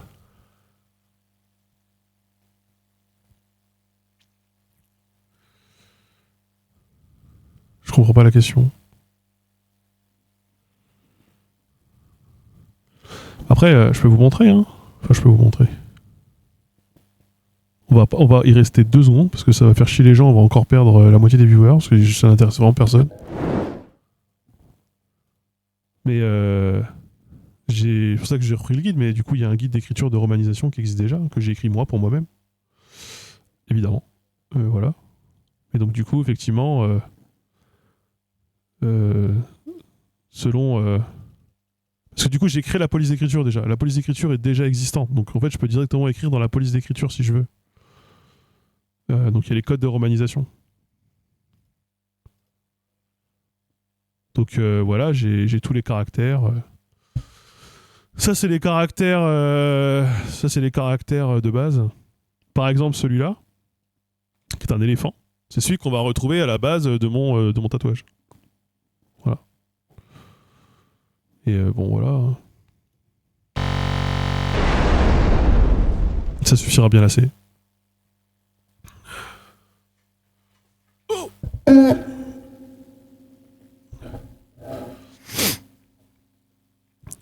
En parlant de rendu en vidéo, j'ai testé la machine à fumer. Ça donne du volume, c'est trop bien. Ah oui, le footing, c'est incroyable. Par contre, alors, c'est ultra chiant pour un tournage, de fumer retombe, oui. Et ça encrasse énormément aussi. Si t'as un ordinateur dans la pièce, tu vas finir par avoir énormément de glycérine dans ton ordi. Des nouvelles de la boutique. Ça fait 11 jours que j'attends le numéro de téléphone professionnel que j'ai commandé sur OVH et tant que je l'ai, je ne peux pas avancer dans mes étapes de configuration de la boutique. Parce qu'il me faut un numéro de téléphone de commerçant. Parce que je fais tout bien, moi. Je veux être dans les RGPD, je veux être dans ceci, je veux être dans cela, voilà. J'aimerais bien être à fond dans quelque chose en vrai. Après, moi, ça fait 15 ans que je fais ça, même plus que ça. C'est plus de 15 ans, ça fait bientôt 20 ans que je fais ça. Donc, après, c'est par phase. Hein. Et d'ailleurs, regardez, c'est beau. Hein. D'ailleurs, il y a un site internet. Je ne vous dirai pas où je poste des trucs en rapport et qui est caché, qui existe. Enfin, je poste. Des trucs sont postés en rapport. Un peu cryptique. Et voilà.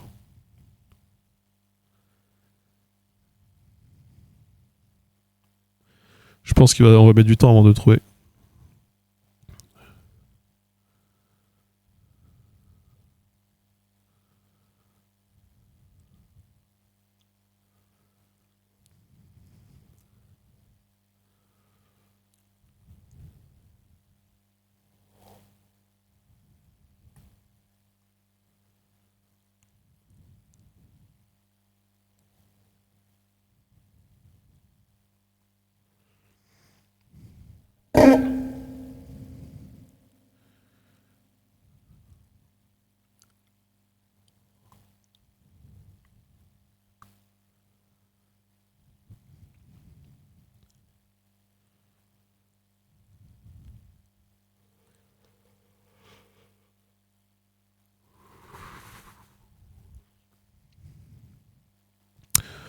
Bref, les hobbies, il faut y trouver un intérêt.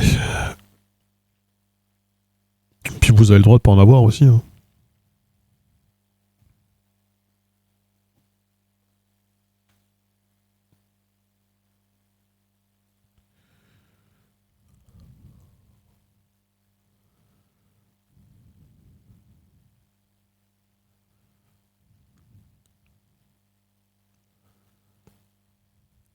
Oui, ça peut tout à fait être intermittent, oui. Comme les spectacles. Allez, salut, c'est pour moi.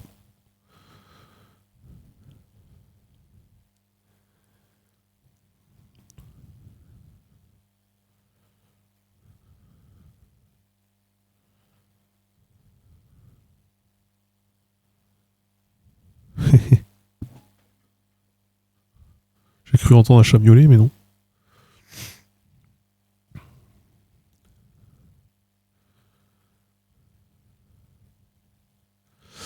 Donc voilà, donc il y a des caractères pour des caractères logographiques, idéographiques et des caractères qui ne le sont pas, mais les caractères idéographiques sont relativement rares.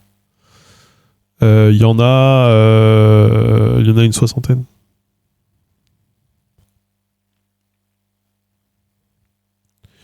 Je fais des calendriers de l'avant. T'achètes les trucs à action et tu mets les petits papiers dans les boîtes là. Genre, le 6 décembre, tu gagnes un bisou. Ça ressemble un peu au japonais dans l'idée, pas dans la graphie. En fait, ça ressemble à tous les systèmes du genre. Le chinois fonctionne essentiellement comme ça. L'écriture chinoise, elle est basée sur cette logique.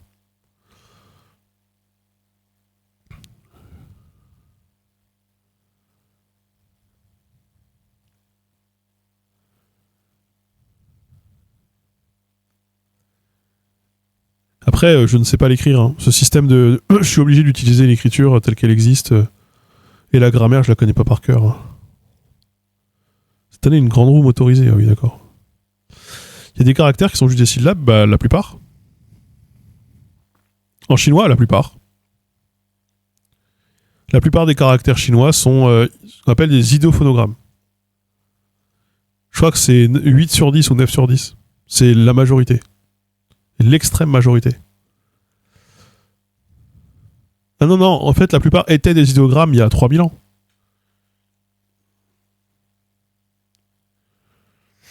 J'ai fait une super vidéo sur le sujet, il y a maintenant 2 ou 3 ans.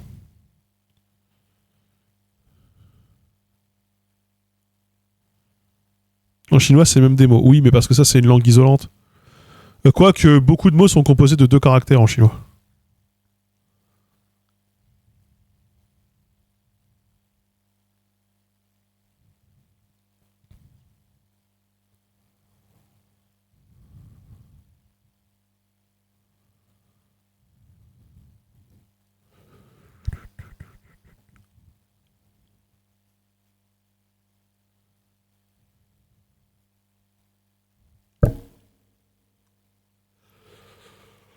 Donc, ouais, non, c'est effectivement, c'est contre-intuitif, mais c'est l'idée qu'on se fait souvent du chinois ou de l'égyptien. Parce que l'égyptien, c'est pareil. Hein.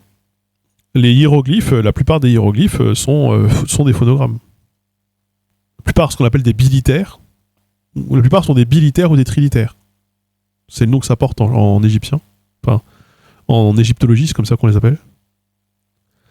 Des bilitaires, c'est un caractère qui représente 2 consonnes, et un trilitaire, c'est un caractère qui représente 3 consonnes. Et du coup, beaucoup de caractères sont des bilitaires ou des trilitaires. Beaucoup des bilitaires, je crois d'ailleurs même. J'ai fait une vidéo sur l'égyptien aussi.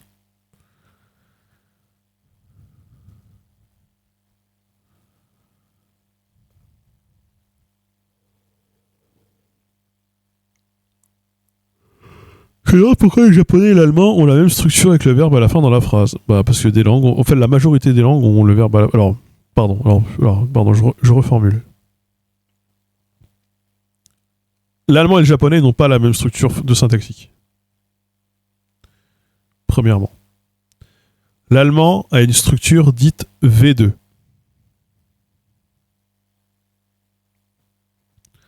C'est-à-dire que le verbe est toujours en la deuxième position. Toujours, quoi qu'il arrive. Et quand la deuxième position est occupée, il va à la fin. Si je ne dis pas de bêtises, le japonais est une langue SV SOV, langue sujet objet verbe, où le verbe va à la fin, quoi qu'il arrive. Il faut savoir que la majorité des langues du monde sont des langues SOV. Le type de langue où on met le verbe à la fin, c'est le type de langue le plus courant dans le monde. Nous sommes plus l'exception que la règle en Europe. Et le verbe n'est pas obligatoire du tout.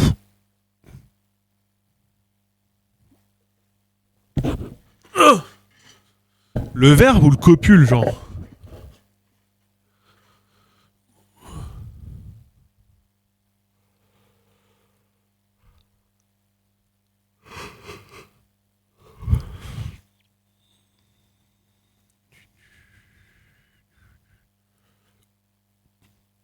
Genre des verbes d'état.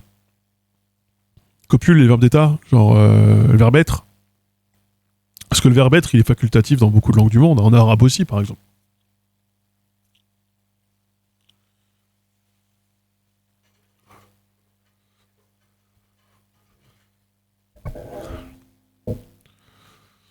En arabe, le verbe est facultatif. En russe aussi, hein, me semble-t-il. Un adjectif seul peut être une phrase grammaticale correcte. Uniquement si jamais tu fais référence à l'état. Genre, je suis beau, tu peux juste dire beau, c'est ça que tu veux dire. Oui, parce que le copule est du coup facultatif. Et ça, c'est dans beaucoup de langues aussi.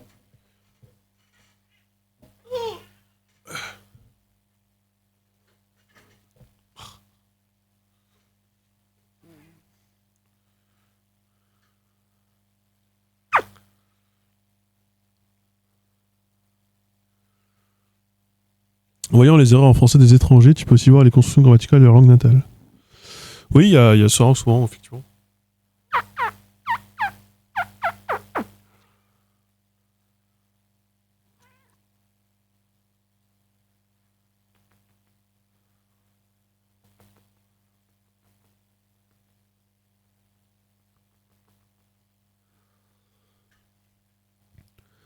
Das Kat, non, die Katze.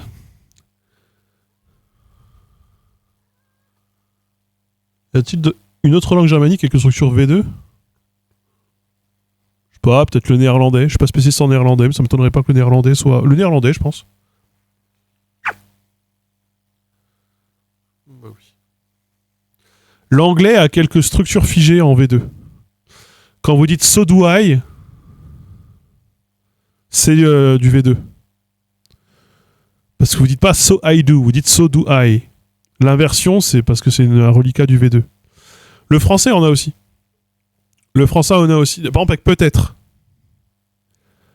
Peut-être implique, parce que le français a un gros substrat germanique. Forcément, ça vous l'apprenez pas. Substrat germanique depuis le début du Moyen-Âge. Enfin, essentiellement concentré sur la première partie du Moyen-Âge d'ailleurs. Avec tous les mots de la féodalité, etc. Et l'un des reliquats de cette influence, c'est le V2. Dans certaines structures du français. Par exemple, peut-être faudra-t-il que, peut-être devrais-je, peut-être, etc. Avec peut-être, vous avez une inversion derrière. Et on a plein de structures où on met le verbe à la fin. Genre, sans coup fait rire. Genre, il gagna sans coup fait rire.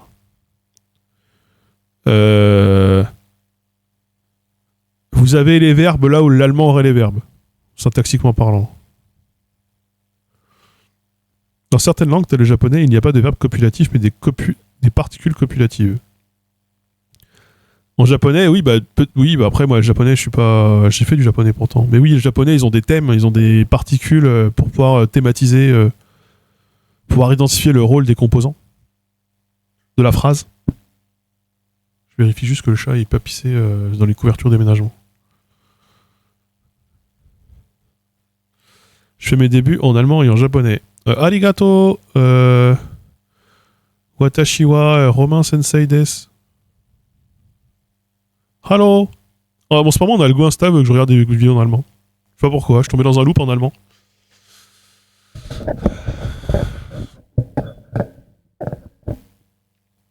Uwe PIV. Mine Olen Romain. Teme. Attends. Non. Mitte. Putain, c'est Mitte, c'est comment on dit où?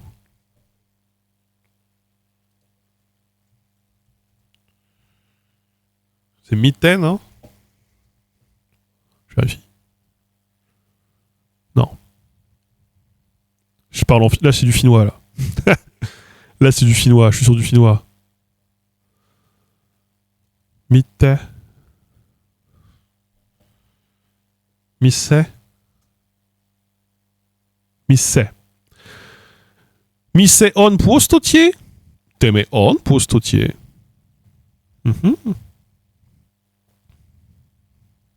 Là, c'est du finnois. J'ai fait un peu de finnois aussi. J'ai fait un semestre de finnois. Oletko Suomalainen? Non. Nei. Mutta olen ranskalainen.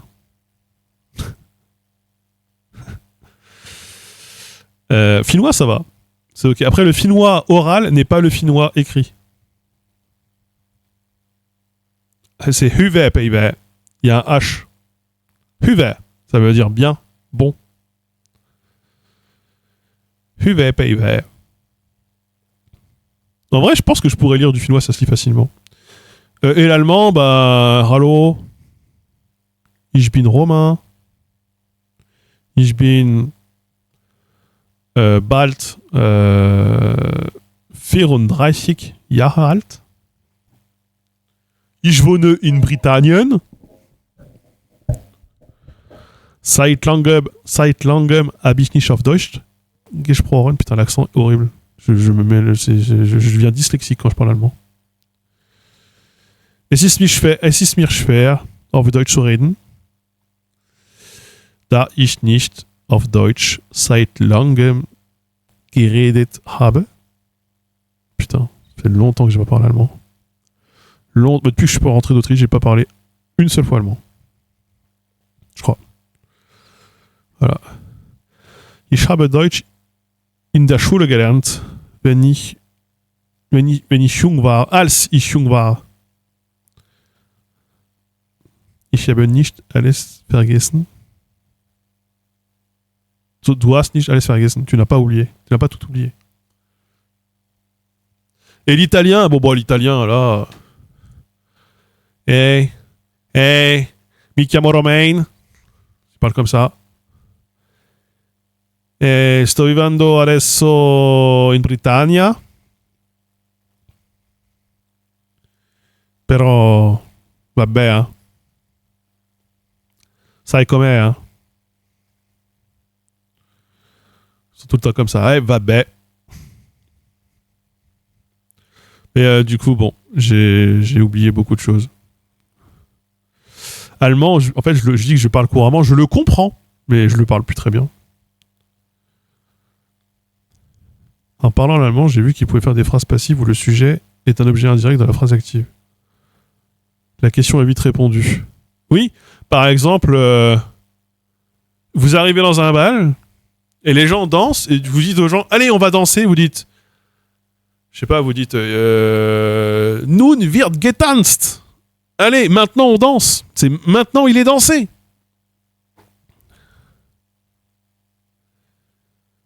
Oui, genre, on a répondu, c'est es wird gefragt. C'est répondu, es wurde gefragt. Non, gefragt, c'est questionné, c'est pas répondu. Beantwortet. Es wurde beantwortet.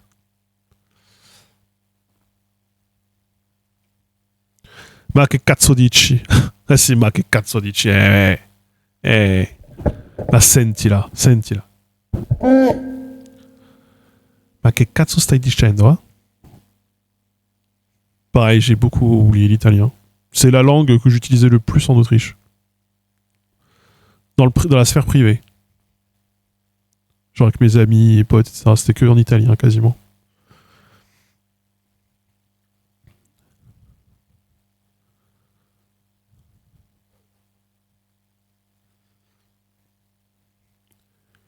Je voudrais un moyen de dire la question est répondue en français. Ouais, bon. Oui, progresos en espagnol. Me llamo Romain, pero la cucaracha está caminando porque la mañana con el agua, el trabajo, muy difícil. Muy difícil. Manu Chao está cantando la música con la mano negra, la camisa negra y las faritas son buenas.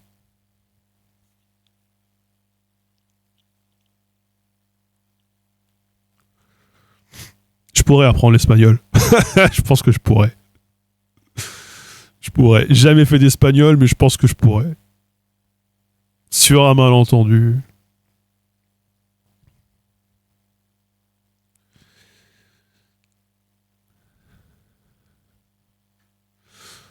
Ouais. Il y a moyen. Portugais, plus compliqué. Hein. C'est de l'espagnol, mais tu t'es pris un pain dans la gueule juste avant. Tu sais pas trop. Parlato un piccolo la lingua di fascisti. Parlato, genre. Oh, parlato. Quasi meilleur niveau d'espagnol malgré mes 7 ans d'espagnol en secondaire. Mais moi, j'ai fait allemand. Moi, j'ai même pas ni fait espagnol ni fait italien. Hein. Vous savez, c'est juste avec les gens, quoi. Avec les gens. Hein. Tengo la camisa negra.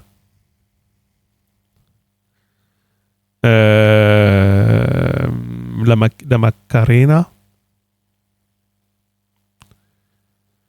Con il carpaccio. Carpaccio, c'est italien. C'est gazpacho qui est espagnol. En espagnol, ils ont gardé le passé simple, c'est un enfer. Hein, genre, ouais, fouille. Fouille. Non, c'est pas ça. Fouille, j'ai été. Fouille. En tout cas, je me demande avec les tons chinois comment ils font pour communiquer en criant si ça change le sens des mots. Bah non, tu peux toujours moduler les tons en criant.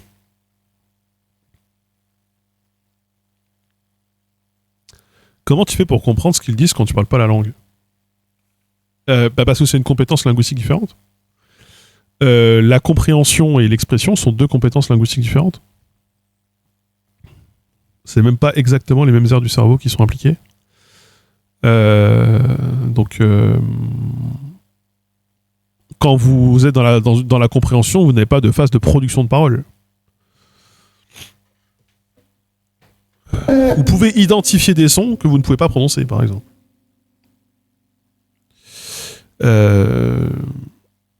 C'est toujours plus facile de comprendre que de parler.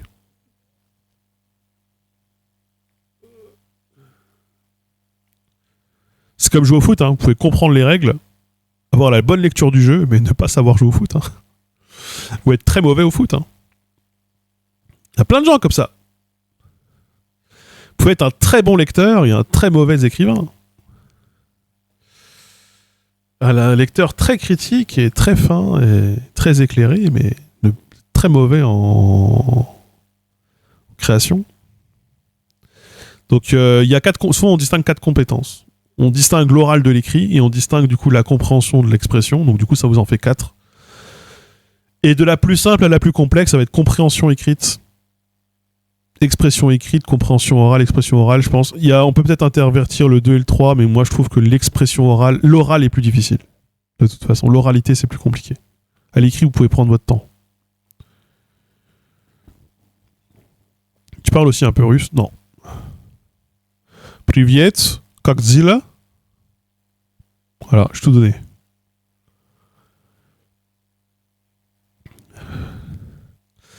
C'est plus facile de comprendre, mais il faut plus de vocabulaire. Puis même, c'est une question d'habitude, il y a des structures qui... En fait, quand vous parlez, vous en rendez pas compte, puis vous utilisez souvent des patterns, des trucs que vous utilisez souvent. Des mots que vous utilisez souvent. Des structures de phrases que vous utilisez souvent, etc. Et la question de l'oral, il y a la question de la spontanéité, ouais, c'est difficile. Déjà qu'en français, je suis pas très bon en spontané.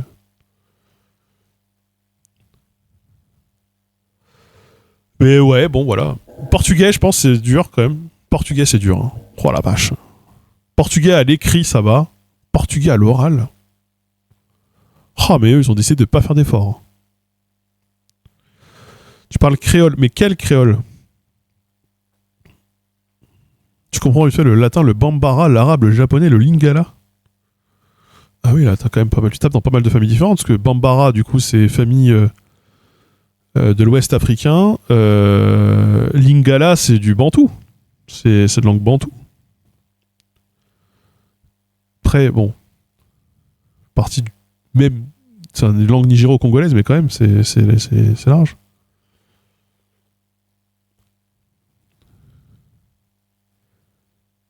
Ah, mais le portugais à l'oral, c'est un enfer.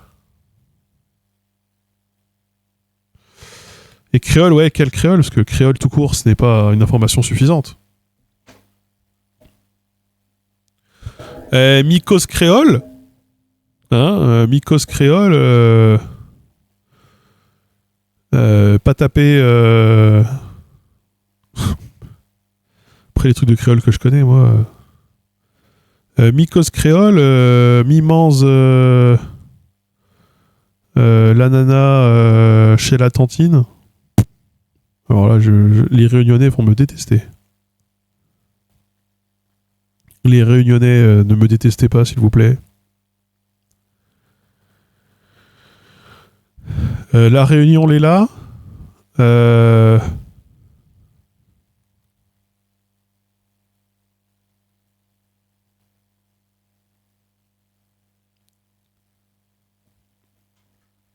Voilà.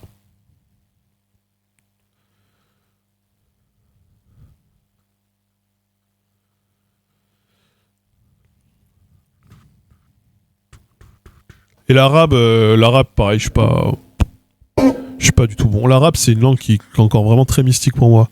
Pourtant, là, j'ai une grammaire de l'arabe et tout. Grammaire de l'arabe standard, donc de l'arabe égyptien. Mais je trouve ça trop mystique. Créole antillais. Ok. Dire je parle créole, c'est un peu comme dire je parle une langue régionale. Ouais, c'est un peu comme dire je parle patois.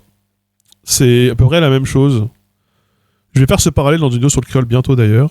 C'est pertinent en cela que patois, ça veut toujours dire la langue du coin, souvent une langue considérée comme inférieure, historiquement. Et le mot patois a par exemple été emprunté pour les Jamaïcains pour désigner leur propre créole. Les Jamaïcains appellent leur créole patois.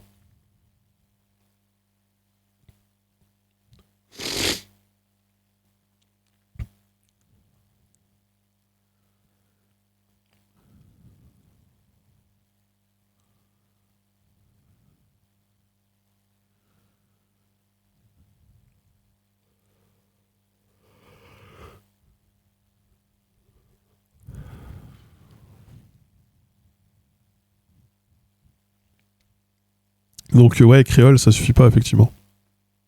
Il y a plein de créoles différents. Créole, c'est juste un système linguistique particulier, mais c'est pas. Les différents créoles du monde d'ailleurs n'ont pas forcément de lien de parenté. On trouve souvent pas de lien de parenté d'ailleurs. Dans les cours de théorie des langages, j'avais étudié la hiérarchie des grammaires de Chomsky. Ah bah évidemment, vous avez étudié ça. Et les types de langues, est-ce que vous étudiez ça en linguistique? Chomsky, oui, bien sûr, on adore. Bah, disons que Chomsky est rentré au MIT en 1957 et qu'on a quand même fait de la recherche depuis, heureusement. Chomsky, enfin, bon, je suis un peu salé, tout n'est pas acheté chez Chomsky, hein, mais disons que Chomsky, il est apparu dans le paysage en tant que chercheur, il a commencé à être identifié et bien connu aux années 60-70, à une époque où ça commençait à devenir à la mode de faire de l'interdisciplinarité. Donc vous avez les psychologues, les sociologues, même les informaticiens qui sont mis à s'intéresser à la linguistique et à l'intégrer dans leurs travaux. Donc ils sont intégrés et sont penchés sur ce qui existait à l'époque, Chomsky. Et puis ils ont pris ça pour acquis. Et il n'y a pas, dans les cours en tout cas, dans les cours notamment les universitaires de premier niveau, il n'y a pas toujours une remise à jour qui a été faite, si bien que Chomsky a encore enseigné comme parole d'évangile et comme ce qui incarne la linguistique dans pas mal de domaines annexes à la linguistique. Après, je comprends, parce que nous, quand on a fait de la sociologie en linguistique, on nous parlait de Durkheim, et Durkheim, c'est bien, hein, pas de problème. Hein. Et bon, on a fait des trucs depuis, quoi. Donc, Chomsky, sujet complexe. Sujet très complexe, Chomsky. Tout n'est pas acheté, mais tout n'est pas très rigoureux intellectuellement. Et après, c'est très lié à une époque où le formalisme était très important, très à la mode. Puisque ce qui devenait important, c'était à l'époque, c'était de considérer, d'intégrer l'informatique dans le calcul, et de considérer en fait finalement que le cerveau était un ordinateur, et que tout ce qu'on pouvait trouver ou imaginer pour l'informatique, on pouvait imaginer les mêmes choses pour la linguistique. En faisant souvent, un peu trop souvent, l'impasse sur la dimension sociale. Chomsky, par exemple, la dimension sociale dans la question de la langue, il l'élimine assez rapidement. C'est marrant parce que Chomsky, politiquement, est quelqu'un qui met le social au centre. Mais c'est quelqu'un qui, sur le plan linguistique, considère que le social est à la marge. Alors depuis maintenant on est plus dans ce qu'on appelle le post-structuralisme. C'est-à-dire on est revenu au structuralisme d'avant. Et mais on intègre maintenant des dimensions. On est un peu en mode oui, bon, mais tout non plus, pas tout non plus, quoi.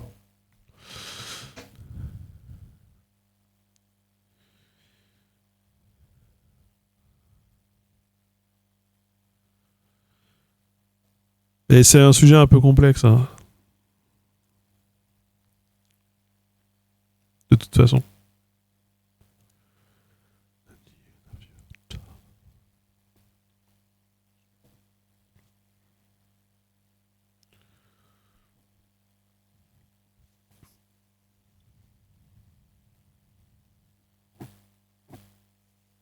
Oh. C'est quoi le but de la linguistique ? Je comprends pas la question.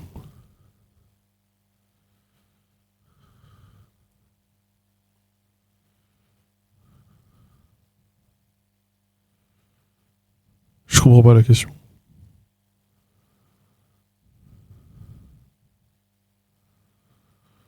C'est comme si je disais, c'est quoi le but de la forêt ?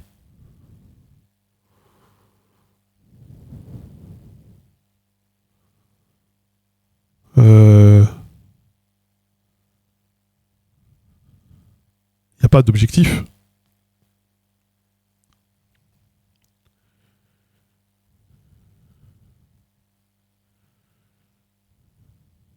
Je comprends pas. Je dois être bête. Désolé. Étudier les langues ?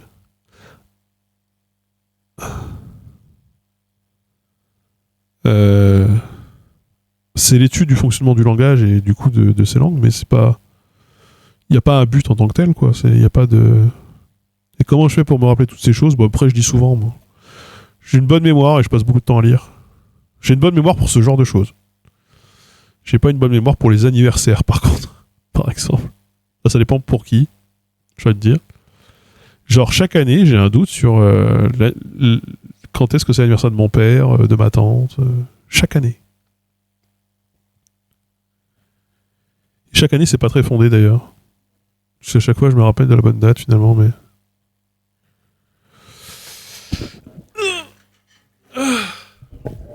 Enfin, voilà. Bon.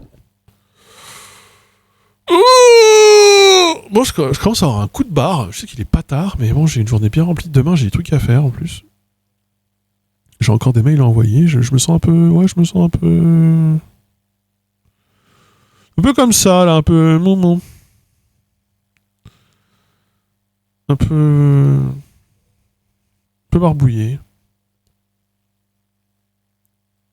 MDR, il y a DFG à Strasbourg, dans mon ancienne ville. Lol. Vas-y, on va raid Arte. Il va passer littéralement à côté de chez moi. dans mon ancien quartier. Ou alors il l'a déjà fait. C'est trop bien ce live de nuit là. Ciao.